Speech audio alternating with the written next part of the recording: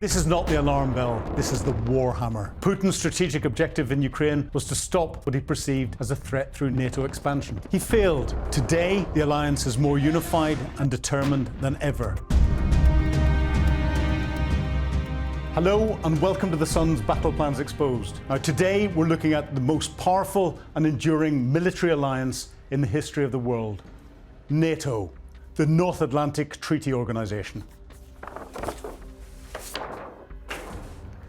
For over 75 years, it has stood as a nuclear-armed shield against aggression. Born from the ashes of World War II, it faced down the Soviet Union for half a century. A high-stakes standoff that pushed humanity to the very brink of annihilation. It has expanded, adapted, and fought in new wars in new places. And today, with war once again raging on its doorstep in Ukraine, NATO is back to its original mission, confronting a hostile and aggressive Russia. Today we expose the battle plans of this colossal alliance. We'll uncover the terrifying moment it almost triggered a nuclear war, explore the sacred pact that binds its members, and explain the critical difference between a call for talks and a call for war. This is the story of NATO. So to understand why NATO was created, we have to go back to 1945. Europe was in ruins, but as the guns of the Second World War fell silent, a new and chilling threat emerged from the east. Joseph Stalin's Soviet Union consumed Eastern Europe, and Winston Churchill's chilling phrase, "the Iron Curtain," became a reality.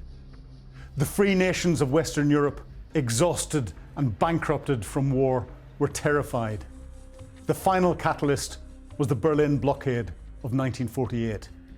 Stalin tried to starve West Berlin into submission, a move only defeated by a heroic year-long airlift by Western allies. It was a clear signal. The Soviets would use force to achieve their aims. In response, on April the 4th, 1949, in Washington, D.C., 12 nations signed the North Atlantic Treaty. Its purpose was simple and revolutionary: collective defense. The core of this promise, the sacred text of the alliance, is Article 5. It states that an armed attack against one member shall be considered an attack against them all. It was a message to Moscow, written in stone: touch one of us and you face all of us. For the next 40 years, NATO was locked in a tense standoff with the Soviet Union and its own rival alliance, the Warsaw Pact. This was the Cold War, a global struggle fought through a ferocious technology race. NATO focused on quality to counter the Soviets' overwhelming quantity. The American M1 Abrams tank was designed to hunt the legions of Soviet T-72s. The supreme air dominance of the F-15 Eagle was the answer to the agile MiG-29 Fulcrum. It was a battlefield of innovation, from stealth technology to nuclear submarine design, a constant effort to maintain a decisive edge. To prove this edge was real, NATO conducted massive military exercises. Year after year, hundreds of thousands of troops, tanks and planes would practice for World War III. My early military years was during the Cold War. I was based in Germany. We practiced for World War III and listened for the code words active edge. They'd come in 2, 3, 4 times a year. That was the code word to say that the Russians are preparing to cross the inner German border. We never knew whether it was an exercise, a maneuver, or whether it was for real. And at that time, we'd get our units out of our bases within less than 24 hours and out to our initial deployment locations and then off to our general deployment locations to prepare to fight the Russian hordes as they came across. At that time, I commanded a forward repair group, a REMI AA type organisation that was there to give immediate first aid to what was called the covering force, the British armoured force fighting in the Harz Mountains, delaying the Russian advances so that main defensive positions could be occupied behind us. They would come through our position.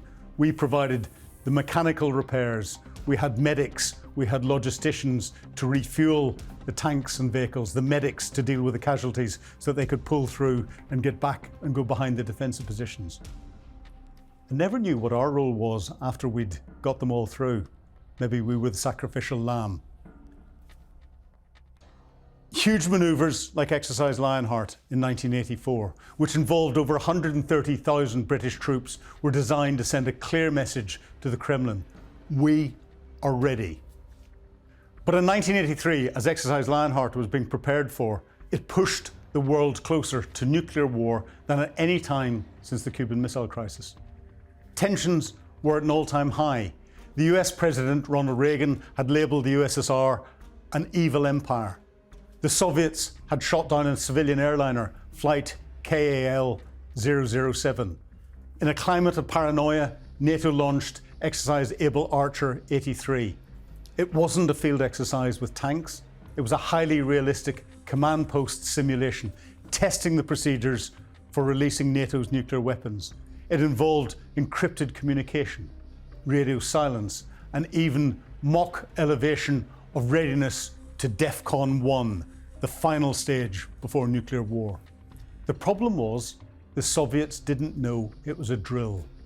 The paranoid and aging leadership in the Kremlin, fearing a surprise decapitation strike, genuinely believed Able Archer was a cover for a real first strike.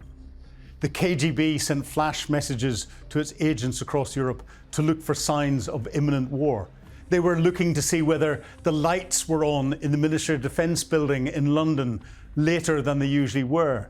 They were looking to see if there was greater preparations around hospitals. They were looking to see whether there was changes in patterns of behaviour around military bases. The Soviet nuclear bombers were loaded with live warheads and placed on high alert. For several terrifying days, the world stood on the brink of a nuclear holocaust, triggered by a war game. We were saved in part by the courage of a KGB double agent, Oleg Gordievsky. He was the head of the KGB station in the Russian embassy in London. He was an agent of MI6. He tipped off British intelligence about the scale of panic in Moscow. It was a chilling lesson in how easily the world could end. When the Soviet Union collapsed in 1991, NATO faced an identity crisis. Its great enemy had vanished. Many asked if the alliance was still necessary. But for the newly free nations of Eastern Europe, the answer was obvious. They saw NATO as a permanent guarantee of their freedom, an insurance policy against any future Russian aggression. If anyone understood the Russians and their longer-term intent, it was those countries. And so NATO began to expand, not by advertising and asking countries to join, but it relied on the countries themselves applying to come into the alliance. The Czech Republic, Hungary, and Poland joined in 1999. In 2004, a massive expansion brought in the Baltic states of Estonia, Latvia, and Lithuania, bringing the alliance right to Russia's border. But what does it take to join this exclusive club? The criteria are really quite strict. A nation must be a stable democracy with a market economy and a commitment to the rule of law. Its military must be under firm civilian control and be able to operate seamlessly with other NATO forces. And crucially, it must be committed to spend at least 2% of its GDP on defence. During this time, NATO also took on a new role, an out-of-area crisis manager. In the 1990s, it intervened in the Balkans. It implemented the Dayton Peace Agreement. It uses air power to stop brutal civil war in Bosnia and again in Kosovo to prevent a humanitarian catastrophe. It deployed peacekeepers to North Macedonia, then known as the former Yugoslav Republic of Macedonia, to prevent another conflict. Of course, it wasn't just NATO. Russia contributed forces to these NATO-led operations in the Balkans as part of a wider coalition of the willing. Where have we heard coalition of the willing again? Then came September the 11th, 2001. The terror attacks on the United States, triggering Article 5 for the first and only time in NATO's history. It was invoked not against a nation state, but against the Al-Qaeda terror network and its safe space in Afghanistan. This led to a 2-decade-long NATO mission in Afghanistan, a grueling fight far from the fields of Europe. For a time it seemed the old threat was gone completely, but Vladimir Putin had other plans. Russia's illegal annexation of Crimea in 2014 and its brutal, full-scale invasion of Ukraine in 2022 was a violent wake-up call. NATO was suddenly back to its original core mission, the defence of Europe against an aggressive Russia. Today, the alliance is more unified and determined than ever. Defence spending is soaring. Enhanced forward presence battle groups are stationed in the Baltic states and in Poland and are serving as a permanent tripwire force.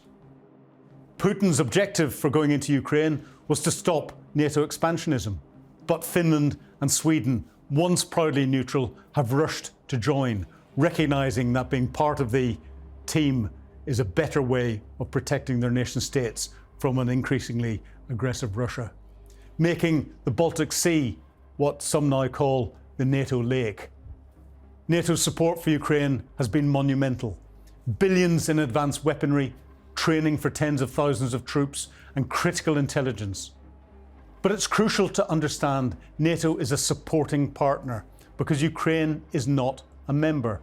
Article 5 does not apply, and NATO forces are not directly fighting. Putin's strategic objective in Ukraine was to stop what he perceived as a threat through NATO expansion.